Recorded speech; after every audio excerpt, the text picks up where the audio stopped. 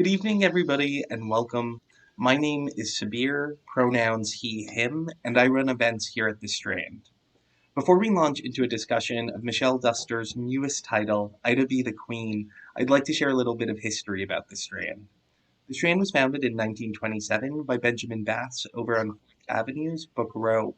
Stretching from Union Square to Astor Place, Book Row gradually dwindled from 48 bookstores until, after over 93 years, the Strand is the sole survivor, now run by third generation owner Nancy Bass Wyden.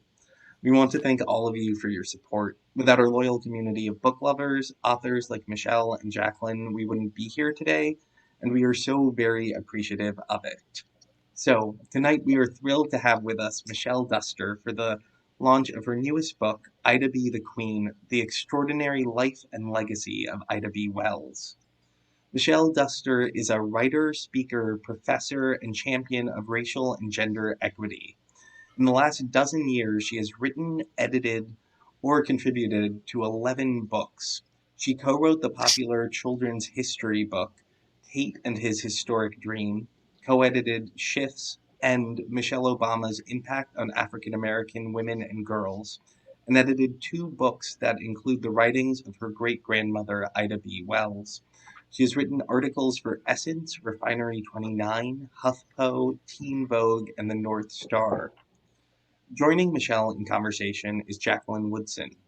Jacqueline is the recipient of a 2020 MacArthur Fellowship, the 2020 Hans Christian Andersen Award, the 2018 Astrid Lindgren Memorial Award, and the 2018 Children's Literature Legacy Award.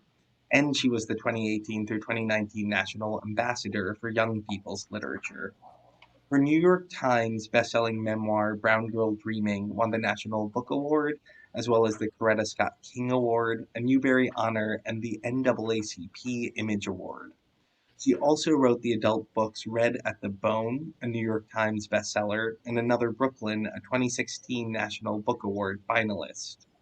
Her dozens of books for young readers include Before the Ever After, New York Times bestsellers The Day You Begin and Harbor Me, Newbery Honor winners Feathers, Showway, and After Tupac and Dee Foster, and the picture book Each Kindness, which won the Jane Addams Children's Book Award. So, without further ado, please join me in welcoming Michelle and Jacqueline to the stage.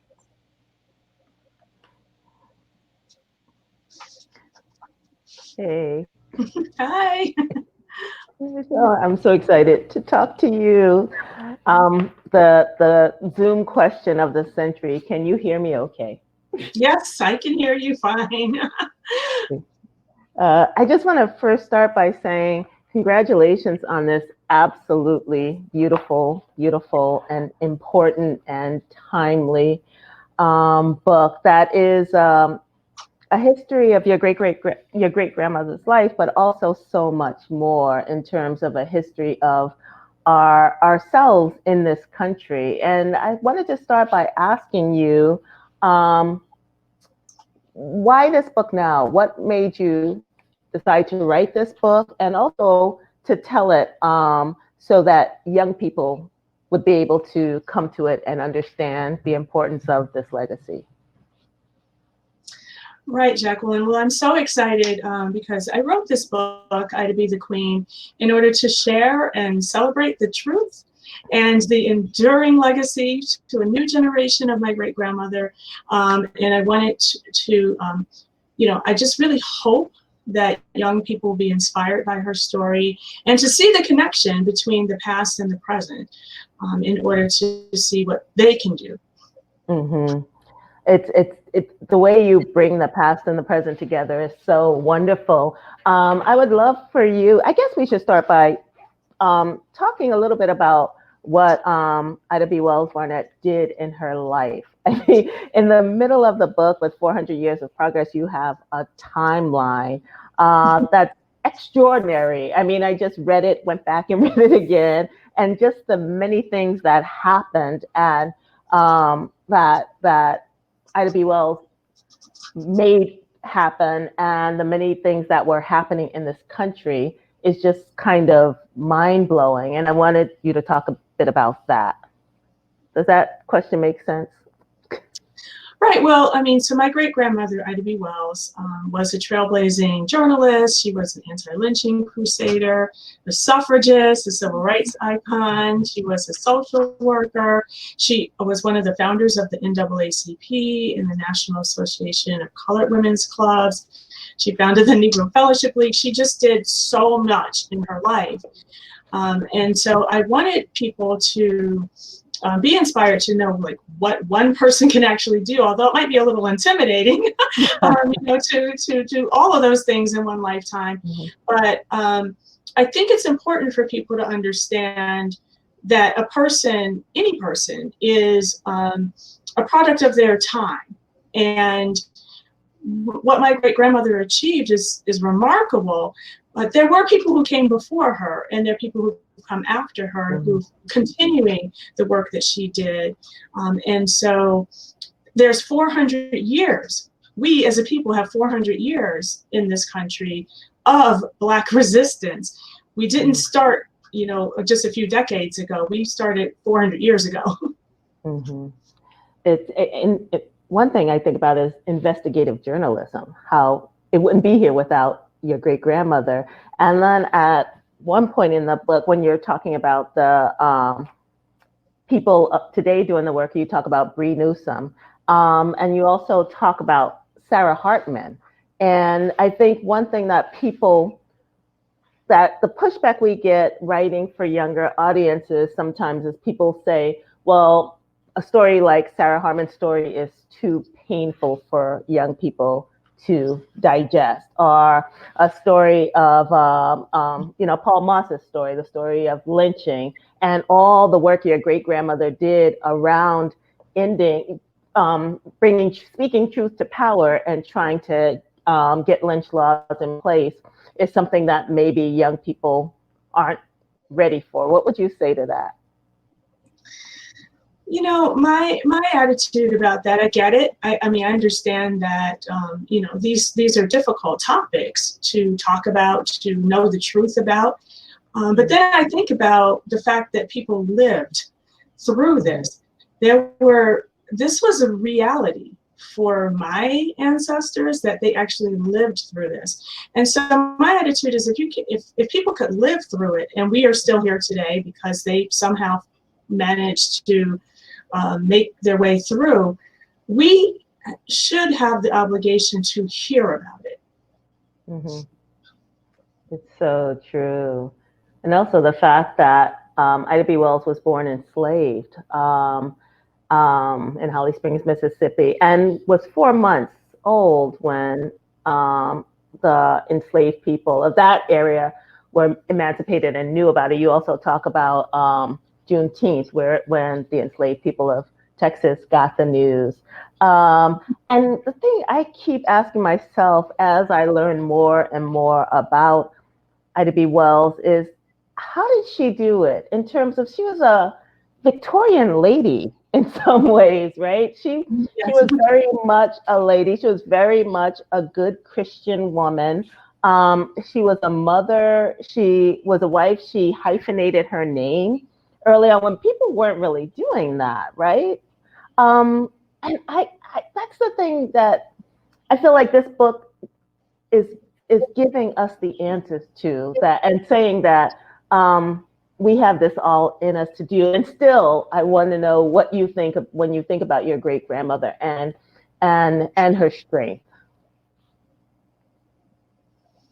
Right. I mean, so my great-grandmother, Ida B. Wells, was living in a certain period of time, right? It was right. She was born during the Civil War, which was tumultuous, but she came of age during Reconstruction, when there was a lot of progress for African Americans who had been formerly enslaved. So she was the first generation in that time period, in that space, to become formally educated. Her father was among the first, Black men to have the right to vote. And he was very involved in politics and taking advantage of all of the opportunities that were available during Reconstruction. And so she was in this space where women were sort of, formerly enslaved people had freedom. Women were engaged in other activities besides serving other people. And so she wanted to take advantage of all of these different opportunities and, you know, kept pushing the envelope.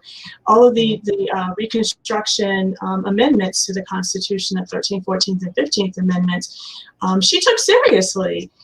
And so that, I think, made a really big impact on her, on where she could go in this country. Mm-hmm. So one thing I've seen in going around this country in terms of education is that young people get enslavement, they get the Civil War, and then it tends to jump right to the Civil Rights Movement. So can you talk about Reconstruction? I was so happy to see you talk about the Freedmen's Bureau. One thing I did not know is why, what happened with the Freedmen's Bureau. So I would love for you to talk a bit about Reconstruction and the Freedmen's Bureau and some of the other elements of Reconstruction. Well, during Reconstruction, there was an effort to sort of to rebuild the South and to give formerly enslaved people their full civil rights. And that's how these the 13th, 14th, and 15th Amendments were passed. But then there was backlash, and there was this whole thing about states' rights. And so a compromise was made around 1877 for there to be states' rights in order to have the southern states rejoin the Union. And as soon as that agreement was made, the Freedmen's Bureau was disbanded, and then it reverted back to states' rights. And so, state by state, you know, law by law, there was a backlash and unraveling of all of the progress that had been made during the Reconstruction. Mm-hmm.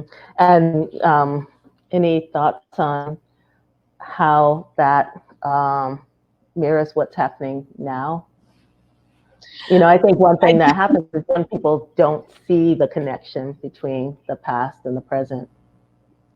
You know what, when 4 years ago, when we had an election and a certain person won, my first reaction, and I put it on Facebook, was like, oh my God, we're going into the second post-Reconstruction period. And people thought I was like Chicken Little, you know, eyes falling kind of thing. And I'm like, I just felt like I could see it, you know, this sort of backlash against Black progress. Based on the rhetoric and the knowledge that I have about the Reconstruction period, just this rage, you know, against Black progress. And I was like, here we go, you know, with this. So, yeah, I do see a pattern. It's so funny because I remember when that person, whose name I've not mentioned in many, many years, was running, and people were saying, this is never going to happen. I had been traveling around the country as, you know, young people's ambassador. And I'm like, he's going to win. And people like, you have lost your mind. I'm like, he's going to win. Like, look at history. And the same thing, I should have come to Chicago and hung with you so we could have been Chicken Little together. but the doubt and the way people were so brokenhearted about it, I think that it was a heartbreaking moment in time, but it was not surprising. And I think same for so much that's happening now. And I'm trying to think about how we get our children ready, right? How we keep ourselves honest as adults in front of our children, and having these talks about so much of what you talk about in this book. I think the first thing I thought is, I want to read this book with my young people. You know, I want to sit down and have conversations about everything from Ida B. Wells getting thrown off the train to, you know, Frederick Douglass and that relationship, and what it means to not only be an activist, but an activist at all costs. Because one thing that you find out in this book is, it was all, she was not trying to make money, you know, it was about trying to save her people, trying to, save us. And I think that that kind of ingenuity and that desire to make the world better, to impact a greater good is something that I think it's hard to explain in such a capitalistic moment. Right, and I think, I mean, I am a descendant of Ivy Wells, and I think I think people have preconceived notions about who our family is and who we are. That because Ida's famous, or she's a historic icon, that there's, like, I don't know if they think we have a trust fund or something. You understand how much she lost, and I do think about how her printing press, the Memphis Free Speech, was destroyed in 1892. After she spoke out in defense of her friends who had been lynched, and advocated for boycotts and a boycotting of streetcars and boycotting of white-owned businesses, and for people to leave Memphis. And she was exposing the truth about what was going on with lynching. And she lost her printing press. She says, she lost every cent she owned, every possession she had. And there are moments when I think about, where would our family be financially if we would have had 130 years worth of a business growing? So there's a lot of economic loss, and it's real in our community. And when people say, well, get over that, that's a long time ago, I'm like, no, it's not a long time ago. And there is we can document the loss that we've had as a people in this country. Can you talk about the Red Summer in respect to that? Right. Well, the Red Summer of 1919 was, right after World War I, and again we have that backlash because you had soldiers, Black soldiers who had been overseas, fighting for freedom and democracy in other countries on behalf of, wearing the United States uniform, and they came back to this country and were expected to go in the back of the bus and drink out of, colored water fountains and every other indignity that was under Jim Crow laws. And these soldiers were like, no, we're not trying to do that. And they had been trained to fight. So there was a clash, and it just kind of boiled over into over 26 different cities around the country having race riots. I know the one that I didn't learn to, someone said they did get Reconstruction in school, so I'm glad the curriculum is changing. But I think about Tulsa, the Tulsa Race Massacre, which is, coming up on its 100th year anniversary. And I didn't learn about it until I was in my 20s, and then started to learn about these race riots and race massacres that happened all over the United States. And when people have that conversation, or try to have that conversation about why they're, about Black wealth or the lack of Black wealth, and not looking at systems in place like redlining and the many times where our Black wealth was destroyed, or where we chose to try to change the world instead of just try to make money. I think that there's so much in Ida B. the Queen that gives us information about how this moment came to be and how our existences came to be. Let's talk about the title. You want to talk about where that came from? Right. Well, Ida B. the Queen. It might seem hyperbolic, but the reality is that she was referred to as a queen by her contemporaries. There was a poem written about her called Queen of Our Race after she marched in the 1913 suffrage parade. And there was also another incident in 1894 at a meeting where somebody compared her to Queen Esther. So even her contemporaries were sort of in awe of her and looked at her in that way. So it's appropriate, that she get her due now. It's and the first thing that was named for her were the houses in Chicago. Is that right? The housing development? Yes, in Chicago in 1941, which was 10 years after she passed away, there was a housing community, a public housing community that was built on the south side of Chicago. And the people who lived in the neighborhood actually advocated for it to be named after her, which really has a lot of meaning to me, because it's, you know, this grassroots effort from the community to honor her. And that housing community stood in that area until 2002. So over 60 years, the housing community was prominent on the south side of Chicago. Wow. I forgot to ask you one question, but I'll ask you next. I want to ask you, one thing you talk about in the book is you grew up with this legacy, and it just kind of was. And for a while, you didn't quite grasp the enormity of the fact that this was your great grandmother. Can you talk about that a little, and the awakening that happened for you?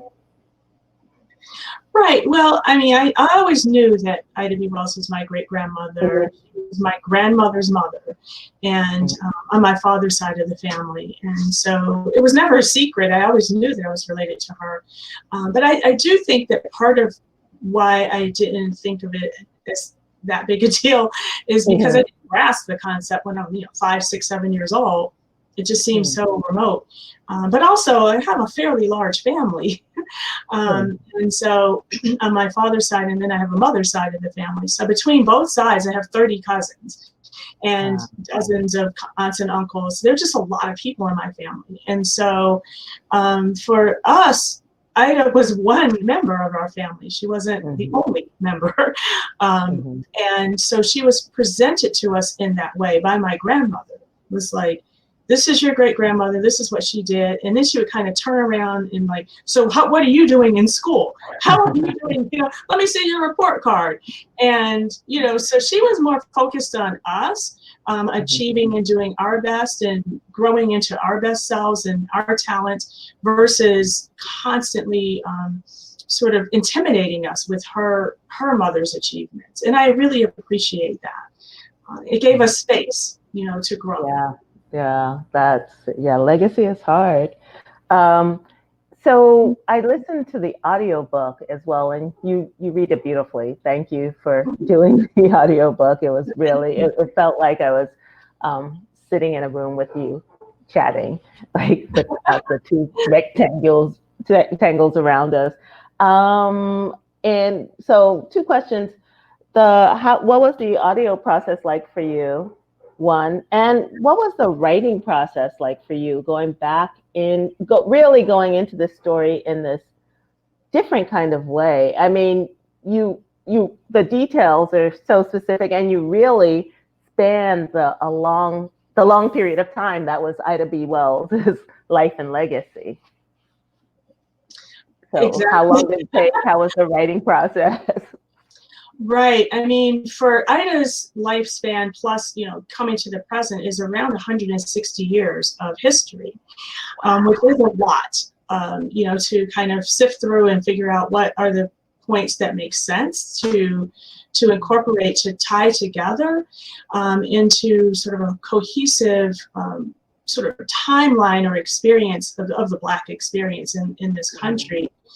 So I had to pick and choose what made sense to help a younger generation see the tie between the past and the present. And so, for instance, Ida was involved in the suffrage movement, and then I wanted to feature Shirley Chisholm, who was the first Black woman to run for president, and now we have Kamala Harris, who's vice president. So there's a link between these women. But I also wanted to give the full spectrum of the Black experience from 1619, because I think it's a myth that there was a civil war, everybody was free. Well, slavery wasn't that bad, right? And then and then there was a civil war, and then there was the civil rights movement of the 1960s, and then there was Barack Obama. I feel like there's like 4 points, in our history, and I'm like, hello, let's fill in the gaps here. Wow, that's so great. So how was doing the audiobook? The audiobook actually wasn't difficult for me because most people might not know that I was actually a DJ on the radio when I was in college, and I got my master's degree in media studies and focused on audio production.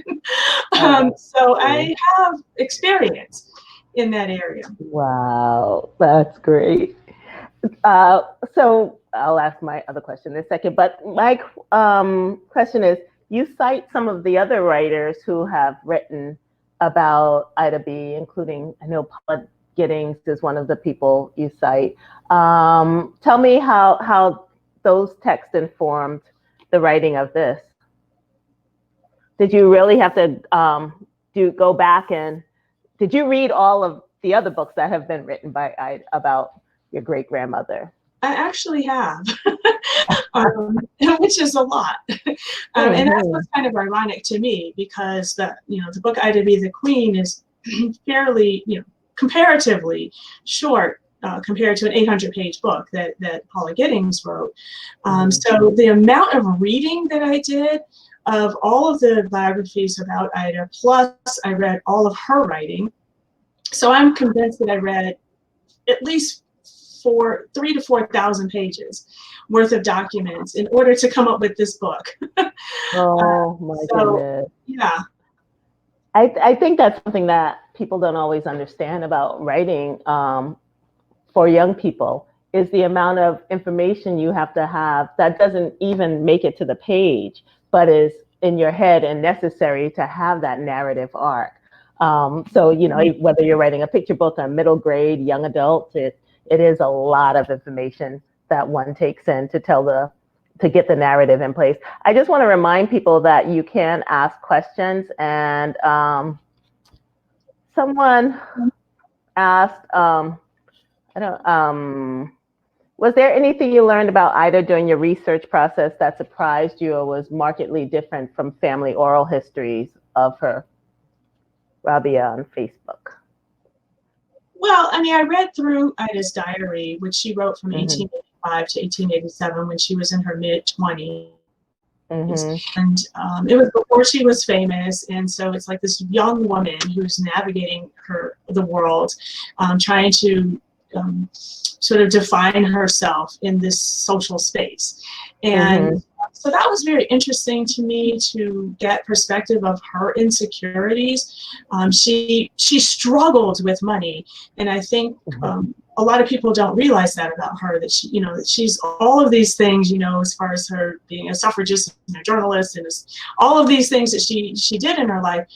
But to me, that humanized her, to see her constantly, like in her diary, she would literally write down like all of her expenses and then try to figure out like all of her bills and how she's going to pay for different things. And she would sometimes have to borrow money in order to pay for other things. So she was chronically stressed.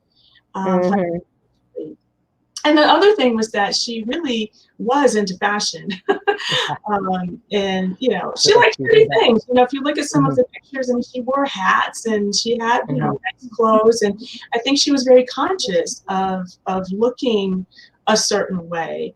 That made her feel proud of herself, but also I'm sure to fit in with the social world that she was part of, which was, there was a middle class of professionals in Memphis. Small, but they knew each other and they interacted with each other in these social spaces. I think you froze up a tiny bit, but I think we caught all of what you said. Yeah, when you look at the People's Grocery Store and all that was going on in that space, I love that she loved nice clothes and that she struggled with it. There's one story you tell in the book about her after her father dies, she loses her mom and dad, she learns that her dad has been giving a white doctor money to put aside in case something happens to them or to him. And she goes to get that money, and people say that she was asking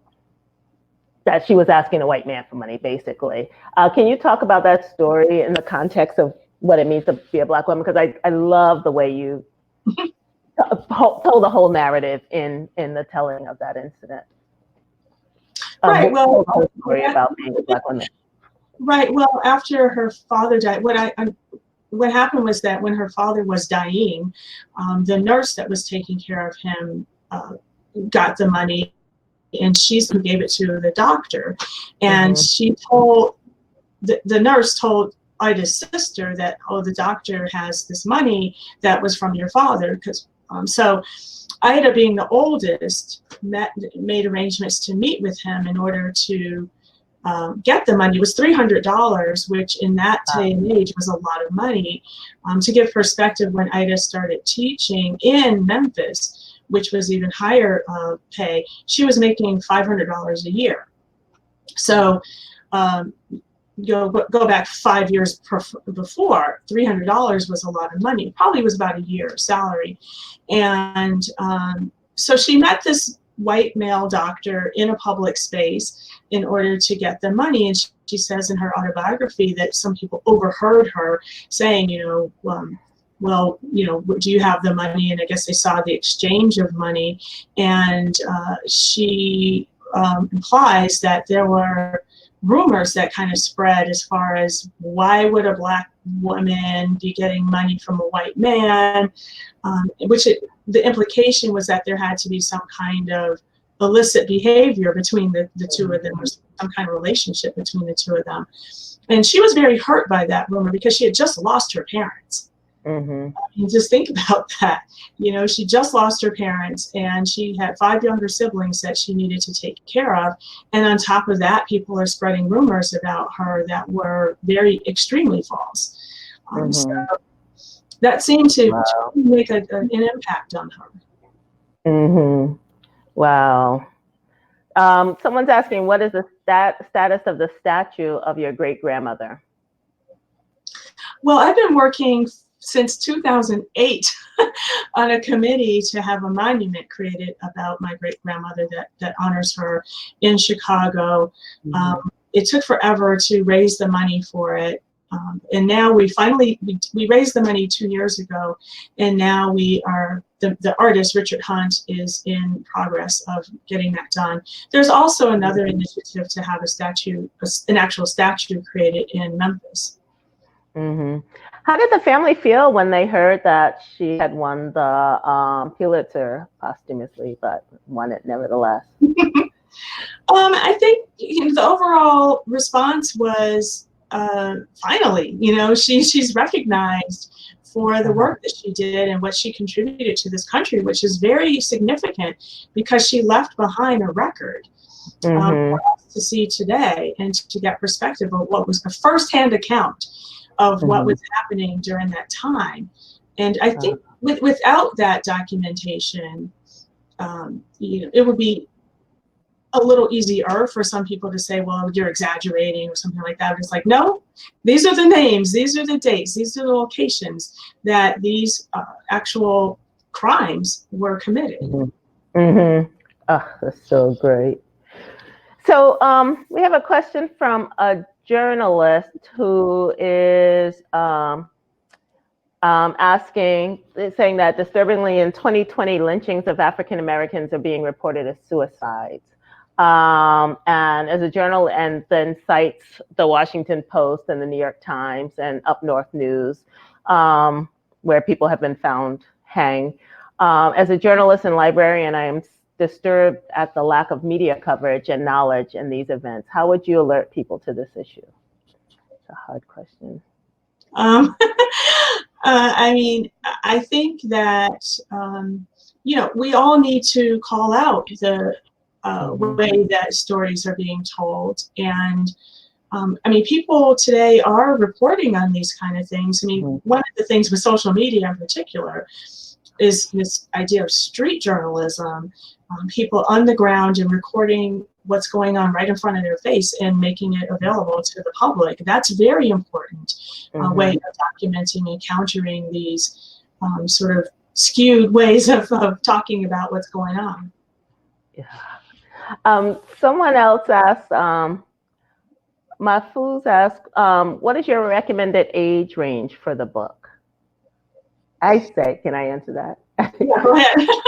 I think the great thing about this book is it's ageless, and I think that's so you can read it with your middle schooler, you can read it with a younger child, and as an adult, you can learn so much from it. So I tend to think that it's for any age that comes to it and needs this narrative, and I think we all do right now.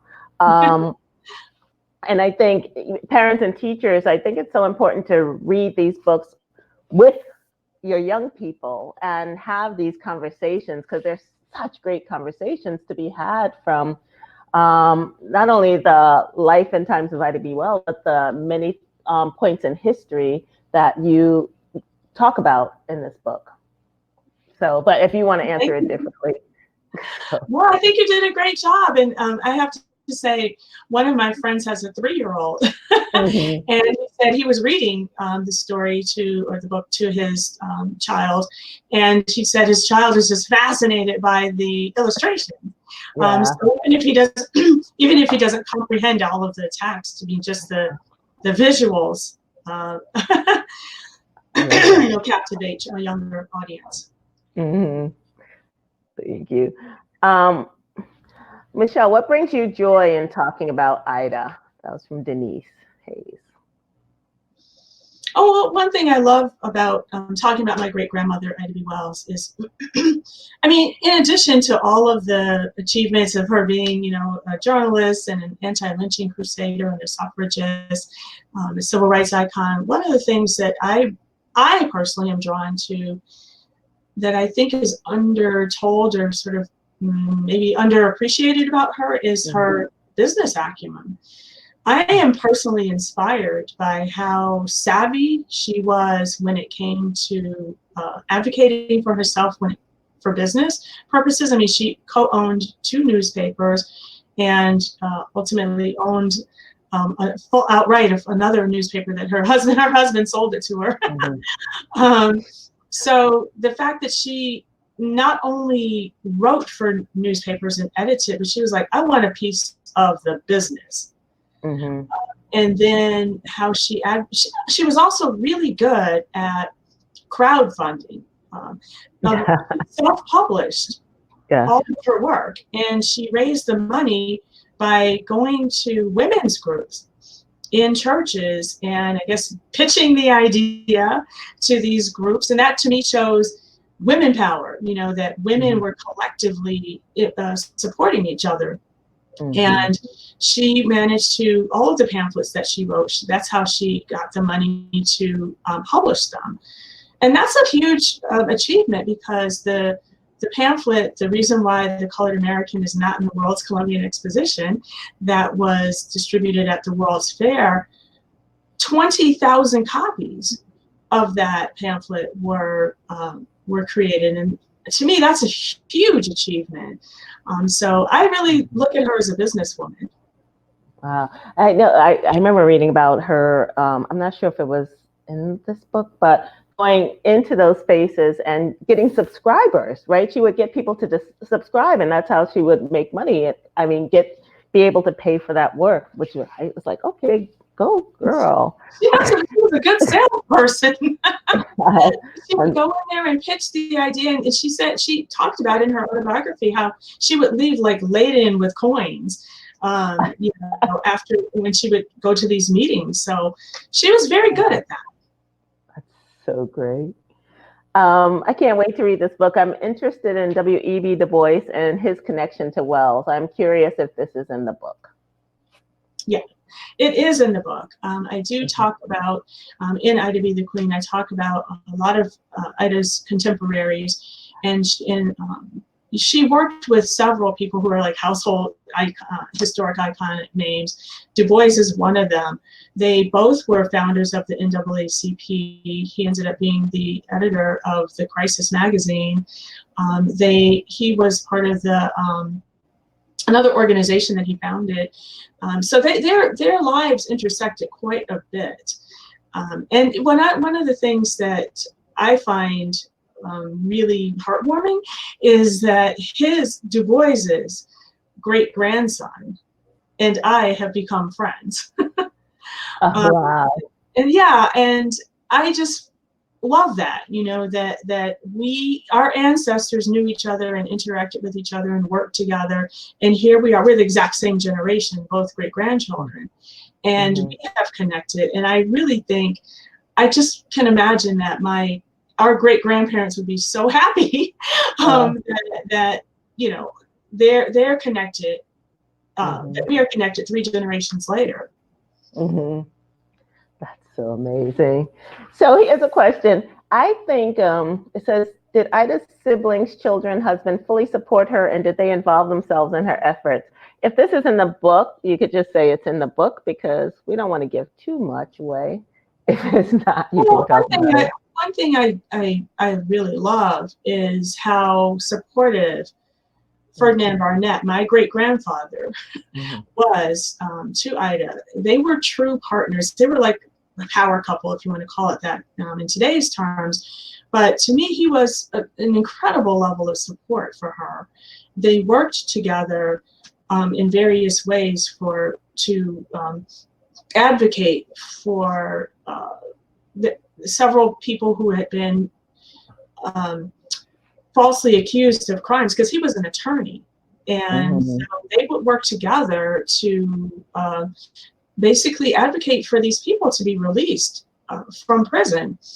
He was also very involved in the Negro Fellowship League.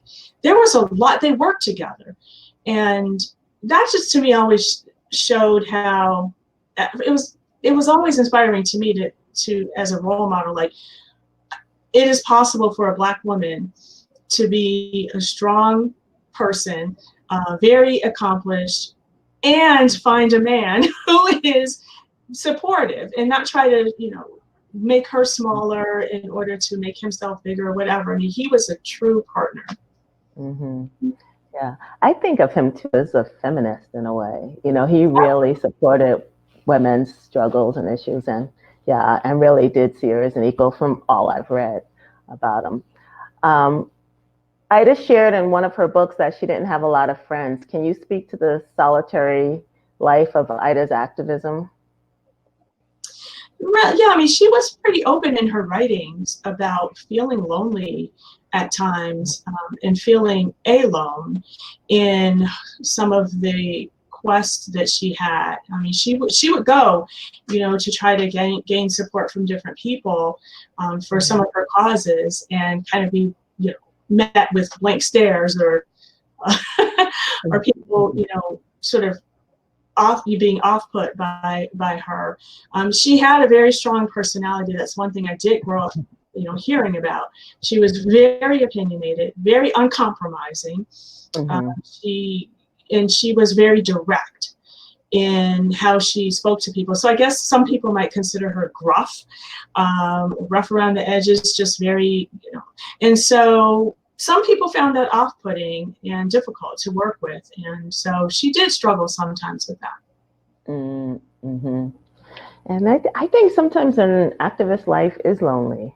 I think when you're making a road where there is no road, and sometimes people aren't with you on that road to making it. It seems that she was a very resourceful woman to have risen above all challenges and difficulties she faced. Was it her faith that gave her that fortitude? I mean, I think we talked a little bit about this earlier, about what gave her such fortitude. But if you want to talk about her faith a little bit. Well, when you read through her diary, that becomes very apparent that she drew on the strength of her religion in order to make it through difficult times. I mean, she would almost have conversations with God, even in her diary, where she was like, "Give the strength, to make it through this situation. And I don't know what to do, God. What should I do?" And so it's very obvious that her religion was a source of her strength.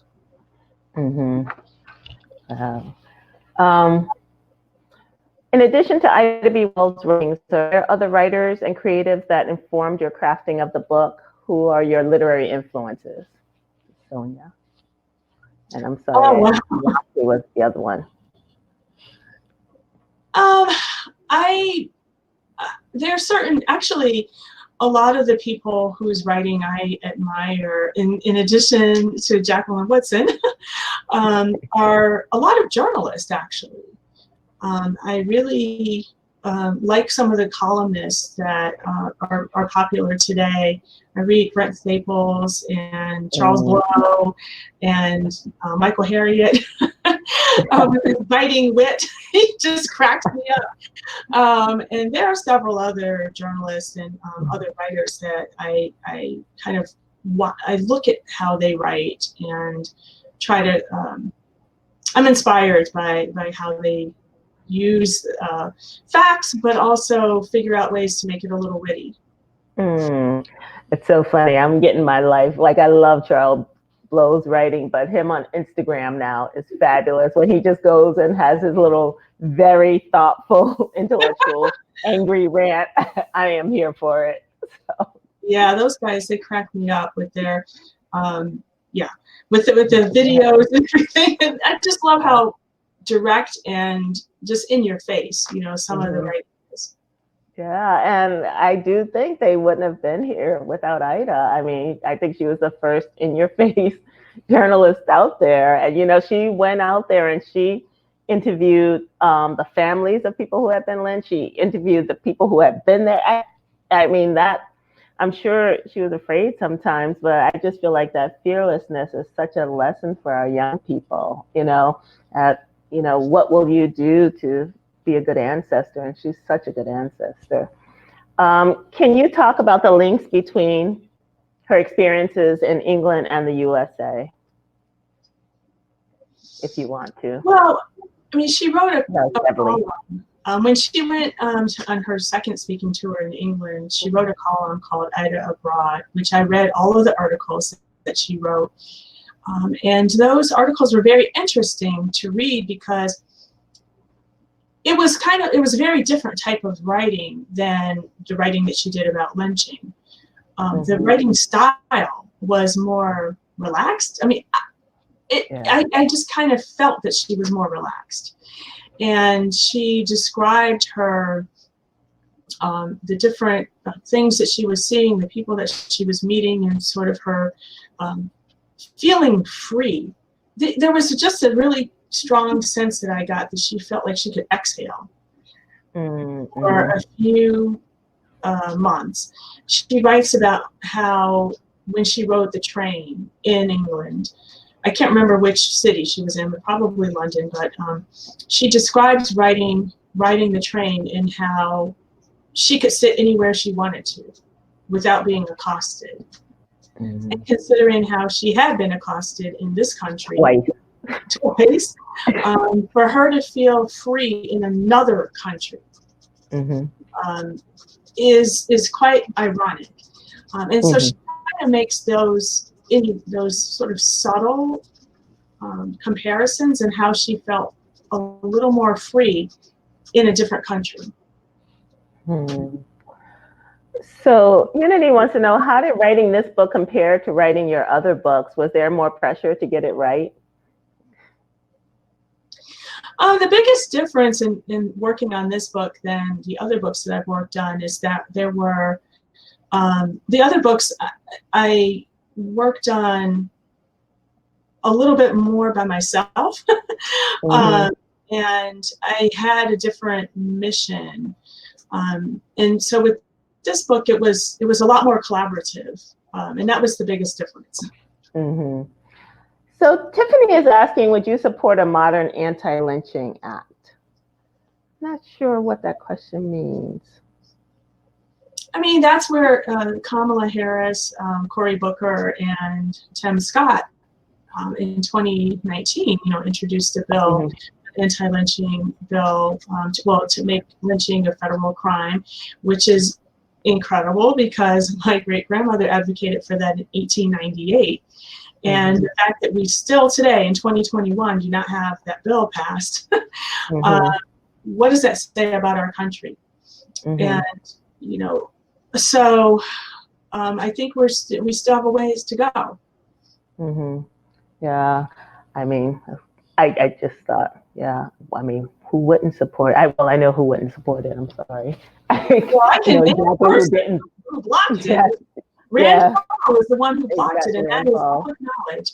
Yeah, yeah. And I even included that in Ida Be the Queen because that is history, that he single-handedly in the Senate blocked it.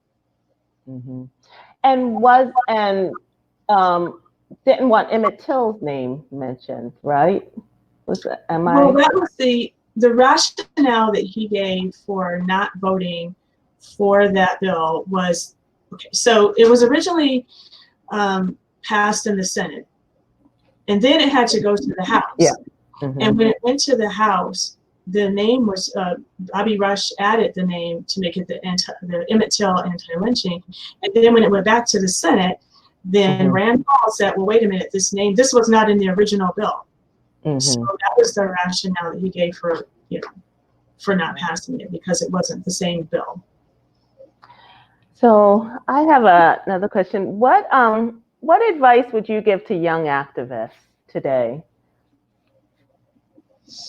Well, based on the experiences that my great-grandmother had, I really think it's important for young people to realize that sometimes you have to have the long game.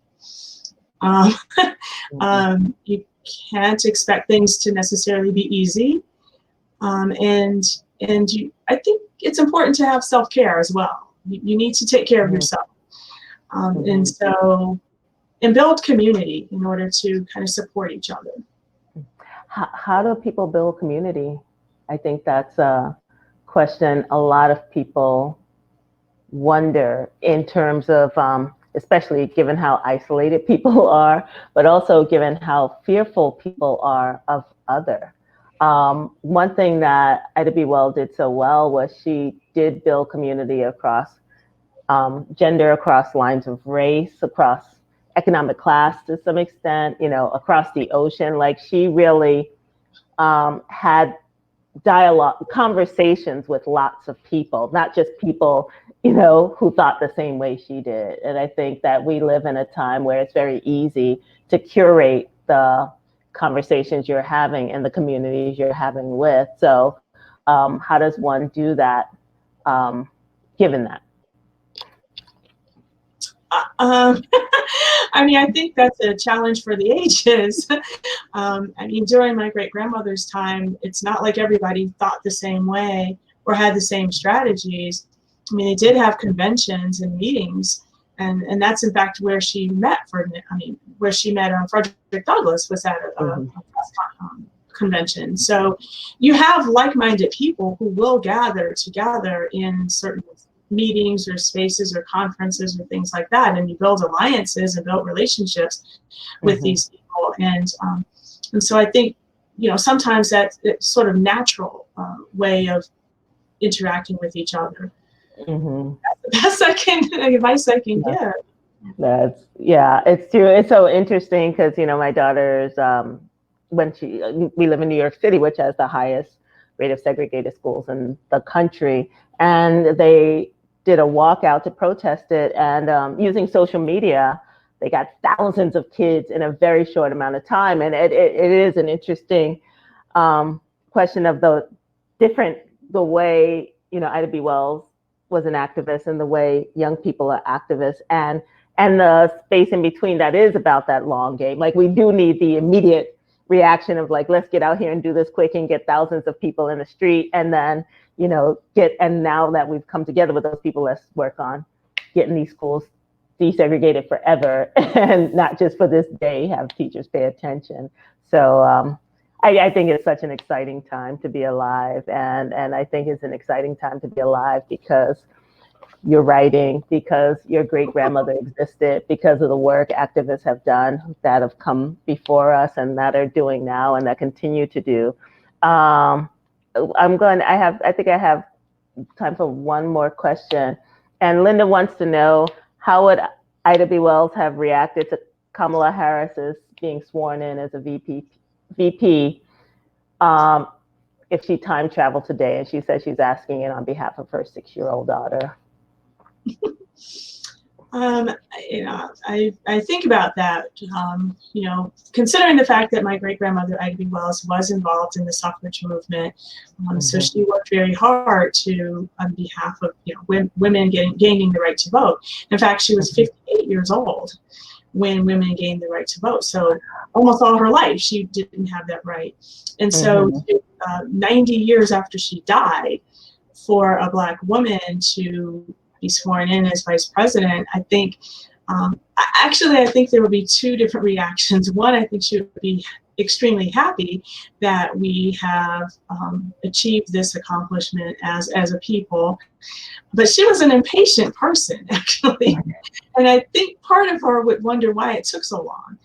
That she herself ran for state senate in 1930, only 10 years after women gained the right to vote. So she might say, really, like, why did it take almost 100 years for women to get into this position? It should have happened like in 1940. So true. Well, thanks, Michelle. This has been so much fun, and I love this book. I'm so glad you wrote it. I'm so glad you're in the world. Oh, thank you so much, Jacqueline. I'm so glad you liked the book. And hopefully people who read it will be inspired, not only by my great-grandmother's story, but by what they can do.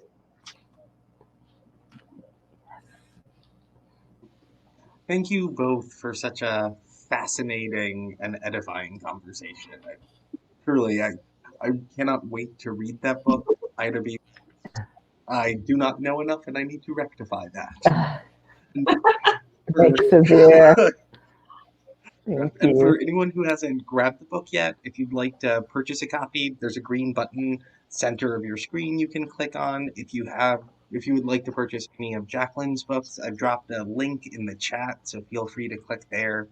And as a final note, thank you everyone for spending your Friday night with us. We truly appreciate it. Thank you, Michelle, and thank you, Jacqueline. Thank you, Sabir. Thanks, Strand. Take care, everyone. Stay safe.